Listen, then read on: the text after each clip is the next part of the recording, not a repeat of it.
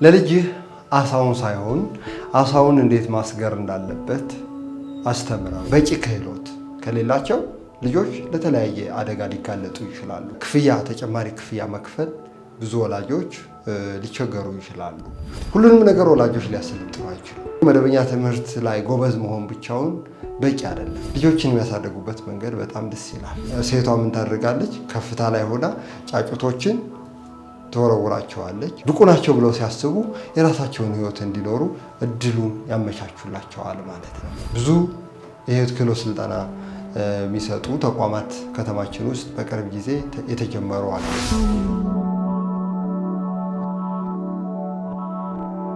ግንቦትን ጨርሰን ሰኔ ሲያስገመግም ለልጆቻችን እጃችን ከምን እንደምታውቁት ይህ የክረምት መግቢያ የሕይወት ጅማሮ ነው። ተፈጥሮ ልምላሜ የምትጀምርበት የሽግግርም ወቅት ነው። ለልጆቻችን ደግሞ ከመደበኛ ትምህርት ወደ እረፍት የሚመጡበት ጊዜ ነው እና እዚህ ላይ ብዙ ጊዜ ወላጆች በቅርብ ማውቃቸው ወላጆች ሳይቀሩ አንድ የሚቸገሩበት ነገር አለ። ልጆቻቸው ክረምቱን እንዴት እንደሚያሳልፉ። በከፊል እረፍት ነው፣ በከፊል ደግሞ ልጆች ሁልጊዜም የሆነ ስራ ላይ የሆነ አእምሯቸውን ሊያጎለብት የሚችል ነገር ላይ ደግሞ ማሳለፍ አለባቸው። ያ ካልሆነ ልጆች ለጥፋት ይጋለጣሉ በተለያየ ምክንያት። ስለዚህ ለልጆቻችን እጃችን ከምን የሚለው በጣም አስፈላጊ ነገር ነው። ብዙ ጊዜ ወላጆችን ቢሆን ብዬ የማስበው ነገር አለ። እሱ ምንድን ነው? በየክረምቱ የሆነ አይነት የክህሎት ስልጠና ልጆች ቢያገኙ እንደ እድሜያቸውን የሚመጥን ይሄን ሁሉ የክህሎት ስልጠና አጠቃሎ የያዘው የህይወት ክህሎት ስልጠና ነው። ይህ የህይወት ክህሎት ስልጠና አንዳንድ ዓለም አቀፍ ተቋማት 12 ያደርሱታል። አንዳንዴ ደግሞ 11 በ11 ያጠቃልሏቸዋል። እነዚህ የህይወት ክህሎት ስልጠናዎች በጣም መሰረታዊና ጠቃሚ ናቸው። ለምሳሌ ልጆች ራስን የማወቅ ክህሎት፣ በራስ የመተማመን ክህሎት፣ እሴትን ወይም ደግሞ አቅማቸውን የመለየት ክህሎት፣ ውሳኔ በአግባቡ የመወሰን ክህሎት፣ እንዲሁም የአሉታዊ የሆነ የአቻ ግፊትን የመቋቋም ክህሎት፣ ስለ ኢንተርኔት ሱስ እንዴት መቆጣጠር እንደሚችሉ፣ በፈጠራ የማሰብ አቅማቸውን እንዴት ማዳበር እንደሚችሉ፣ አዎንታዊ አስተሳሰብን እንዴት ማዳበር እንደሚችሉ፣ ጊዜያቸውን እንዴት በአግባቡ መጠቀም እንደሚችሉ፣ ኃላፊነት መውሰድ፣ የተግባቦት ክህሎት፣ እነዚህ መሰረታዊ ክህሎቶች ናቸው። እንግዲህ መደበኛ ትምህርት ጠቃሚ ነው። ነገር ግን መደበኛ ትምህርት በክህሎት ካልታገዘ ጠቀሜታው እዚህ ግባ የሚባል አይደለም። እንዲሁም መደበኛ ትምህርት ላይ ጎበዝ መሆን ብቻውን በቂ አይደለም። ሊሆን የሚገባው ምንድን ነው? በትምህርታቸው ጥሩ አቅም ካላቸው የህይወት ክህሎታቸውም ጥሩ መሆን ይገባዋል። ለምሳሌ በትምህርት ጎበዝ ሆነው ግን ራሳቸውን የመቆጣጠር ክህሎት ከሌላቸው የሆነ ጊዜ ህይወታቸው ምስቅልቅል ውስጥ ሊገቡ ይችላሉ ማለት ነው። በትምህርት ጎበዝ መሆን ጠቃሚ ቢሆንም የተግባቦት ክህሎት ደግሞ ሊታከልበት ይገባል። ጥሩ የሆነ ሀሳባቸውን የማስረዳት የራሳቸውንም ሀሳብ የሌሎቹንም ሀሳብ የመረዳት አቅማቸው ጥሩ ሊሆን ይገባል ማለት ነው። ስለዚህ ሌሎቹ በራስ መተማመናቸው ጥሩ ሊሆን ይገባል። ራስን የመምራት አቅማቸው፣ ኃላፊነት የመውሰድ አቅማቸው፣ ጊዜያቸውን በአግባቡ የመጠቀም አቅማቸው፣ ጥሩ ውሳኔ የመወሰን አቅማቸው፣ እነዚህ ሁሉ አስፈላጊ ነገሮች ናቸው። ስለዚህ ወላጆች በየዓመቱ የሆነ አይነት ክህሎትን ለልጆች እንዲማሩ እንዲያውቁ ማገዝ አለባቸው። ሁሉንም ነገር ወላጆች ሊያሰለጥኑ አይችሉም። ይህ ማለት የህይወት ክህሎት ስልጠና እኛ ሀገር ብዙ ጊዜ በዘፈቀደ የሚሰጥ ስልጠና ነው። ነገር ግን መሆን ያለበት በዚህ ዙሪያ ላይ ልምድ ያላቸው የአሰልጣኞች ስልጠና የወሰዱ ቢቻል ተቀራራቢ የትምህርት ዝግጅት ያላቸው አሰልጣኞች እንዲሆኑ ደግሞ እሱን በደንብ ማወቅ ያስፈልጋል። እኔ ላለፉት 13 ዓመታት የህይወት ክህሎት ስልጠናዎች ለተለያዩ ተቋማት ለልጆች ዩኒቨርሲቲም ውስጥ እሰጣለሁ እና እዛ ላይ ማየው ምንድን ነው? ልጆች የህይወት ክህሎት ስልጠና ከወሰዱ በኋላ የሚኖራቸው አቅም በተለይ ደግሞ ራሳቸውን በመገንዘብ ረገድ ከፍተኛ ለውጥ ነው የሚያመጡት። እኔም በግሌ በጣም የጠቀመኝ በአንድ ወቅት ባህር ዳር ዩኒቨርሲቲ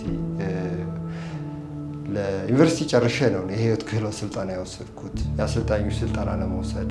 ያን ጊዜ ባህር ዳር ዩኒቨርሲቲ አንድ ጊዜ ተዘጋጅቶ ነበረ እና በጣም ጠቃሚ ጊዜ በህይወቴ በጣም አስፈላጊው ጊዜ ብዬ ከማስባቸው ውስጥ አንዱ ያንን የህይወት ክህሎት ስልጠና የወሰድኩበት ጊዜ ነው እና ምን አሰብኩኝ ያንን ስልጠና እኔ በአስራዎቹ መጀመሪያ ወይም 9-10 ዓመቴ ያለሁ በወስደው ኖሮ የበለጠ ይጠቅመኝ እንደነበረ ይሰማል። ያ ጊዜ ለእኔ በጣም በህይወቴ ውስጥ ጠቃሚ ከምላቸው ጊዜዎች ውስጥ አንዱ እሱ ጊዜ ነው።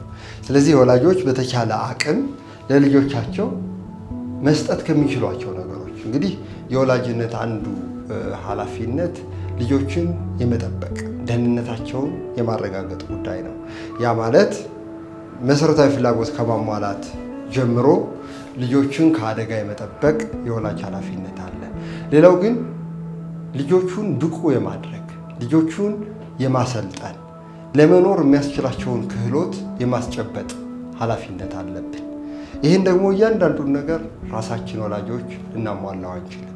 ምን ያስፈልገናል ማለት ነው? የባለሙያ እገዛ ያስፈልገናል። በየዓመቱ የሆነ ክህሎት አንድ ክህሎት ሊሆን ይችላል፣ ከአንድ በላይ ሊሆን ይችላል። ለልጆች ጊዜ መድበን ያንን ክህሎት እንዲሰለጥኑ ብናደርግ ተጨማሪ ክፍያ መክፈል ብዙ ወላጆች ሊቸገሩ ይችላሉ። ነገር ግን በጣም አስፈላጊ ለሆኑት ግን ቅድሚያ መስጠት ያስፈልጋል። እኔ እንደውም አንድ ወዳጄ ከአሁን በፊት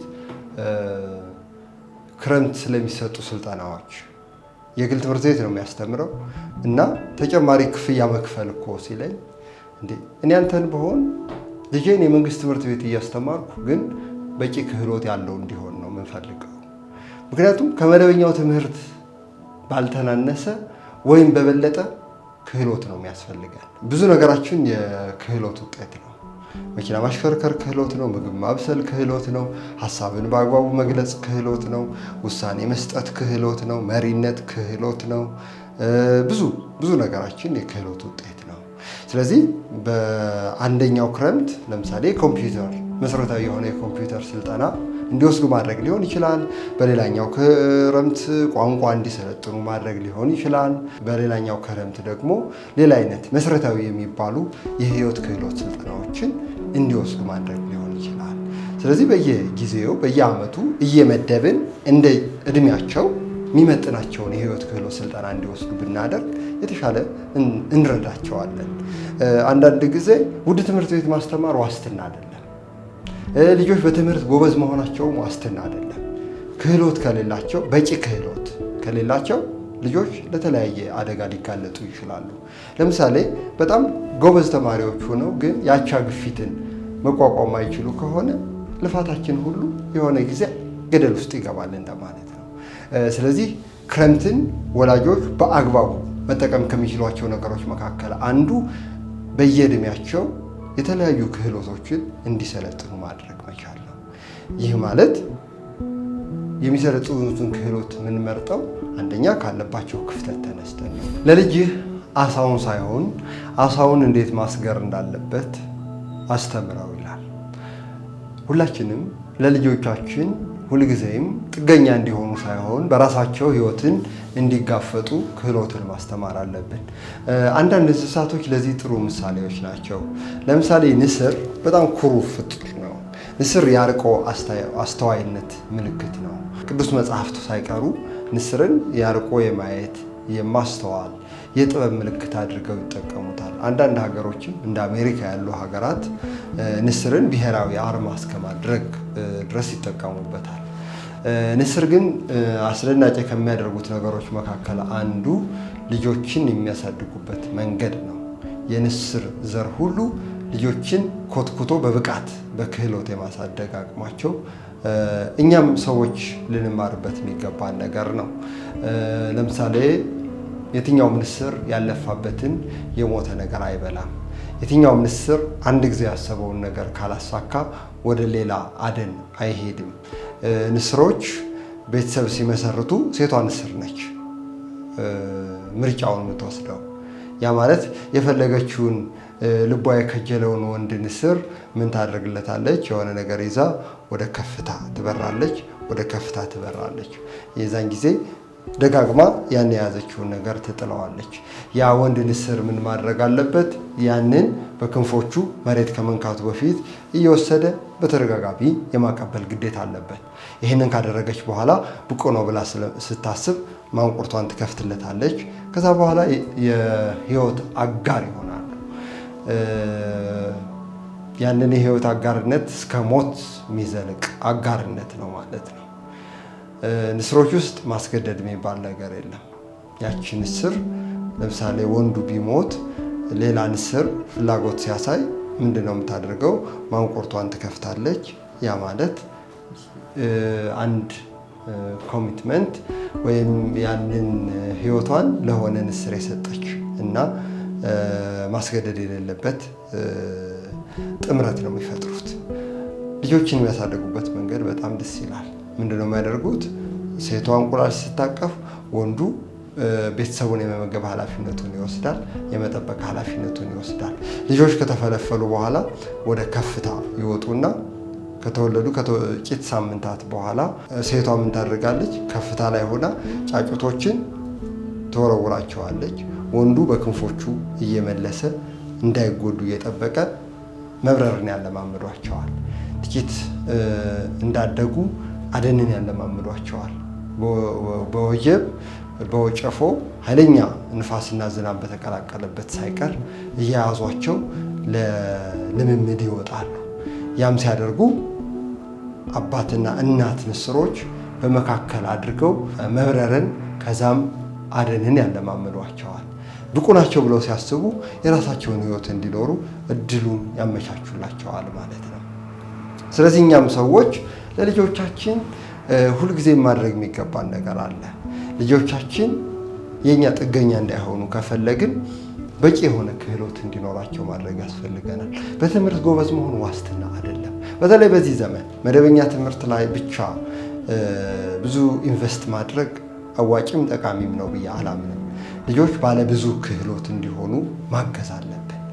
ባለብዙ ክህሎት ከሆኑ አካዳሚካሊ ወይም በትምህርት ጎበዝ ባይሆኑ እንኳን ለመኖር የሚያስችላቸውን አቅም ያገኛሉ ማለት ነው። ስለዚህ ለትምህርት ቤት ብቻ ብዙ ገንዘብ መክፈል ጠቃሚ የሚመስለን ብዙ ወላጆች ይኖራለን። እውነታው ግን እንደዛ አይደለም። እንደውም አመጣጥነን ልጆች የሚማሩት አንዱ ከአካባቢያቸው ነው። ጉዞ የማድረግ የተለያየ ህይወት የማየት የተለያየ ክህሎት እንዲሰለጥኑ ብናግዛቸው እዛ ክህሎት ደግሞ የሚያገኙት ጓደኝነት አለ። ክህሎታቸው የተሻለ ሲሆን የተሻለ መግባባት ይችላሉ፣ የተሻለ መወሰን ይችላሉ፣ በራስ መተማመናቸው ከፍ ያለ ይሆናል። ለተለያዩ ሱሶች ተጋላጭነታቸው ይቀንሳል። የህይወት ትርጉማቸውን በቀላሉ ማወቅ ይችላሉ። ጊዜያቸውን እንዴት በአግባቡ መጠቀም እንደሚችሉ ያውቃሉ። ኃላፊነት እንዴት መውሰድ እንዳለባቸው ያውቃሉ። ስለዚህ ይህን ሁሉ ለማድረግ ለምሳሌ አንዱ በዚህ ክረምት ወላጆች የህይወት ክህሎት ስልጠናዎችን ልጆች እንዲያገኙ እድሉን ቢያመቻቹ ብዬ አስባለሁ። ብዙ የህይወት ክህሎት ስልጠና የሚሰጡ ተቋማት ከተማችን ውስጥ በቅርብ ጊዜ የተጀመሩ አሉ። ለምሳሌ እኛ ባለፈው ዓመት ጀምረን መደበኛ የሆነ እድሜያቸው ከ7 እስከ 15 ዓመት ለሆኑ ልጆች የህይወት ክህሎት ስልጠናዎችን እንሰጣለን። እንግዲህ ያ ስልጠና ሲሰጥ በቂ ልምድ ያላቸው የትምህርት ዝግጅታቸው በቂ የሆኑ አሰልጣኞች እንዲሁም ደግሞ ከስነ ልቦና ጋር ሳይኮሎጂ ወይም ከዚህ ጋር የተገናኘ በቂ የትምህርት ዝግጅት ያላቸው አሰልጣኞች አሉን። ሀያት አደባባይ ወደ 72 መንገድ ከክፍለ ከተማው ፊት ለፊት ለሚኩራ ክፍለ ከተማ ፊት ለፊት ያምር ህንፃ በሚገኘው ተቋማችን መጥታችሁ ስለ አገልግሎታችን ማወቅ ብትፈልጉ ለልጆቻችሁ ደግሞ እድሉን የህይወት ዘመን ስጦታ ነው ብዬ አምናለሁ። የህይወት ክህሎት ስልጠናዎችን በአግባቡ ከተሰጡ ያንን እድል ለልጆቻችሁ ልትሰጡ ትችላላችሁ፣ ልታመቻቹ ትችላላችሁ። መደወል ብትፈልጉ 0992 191912 ላይ ልትደውሉልን ትችላላችሁ። አመሰግናለሁ። ወዳጅነት ክቡር ነው። ይህንን ሚዲያ ሰብስክራይብ ያድርጉ፣ እንወዳጅ። ሀሳብ አስተያየት ካለዎት ሳጥኑ ላይ ያስቀምጡልን። አመሰግናለሁ።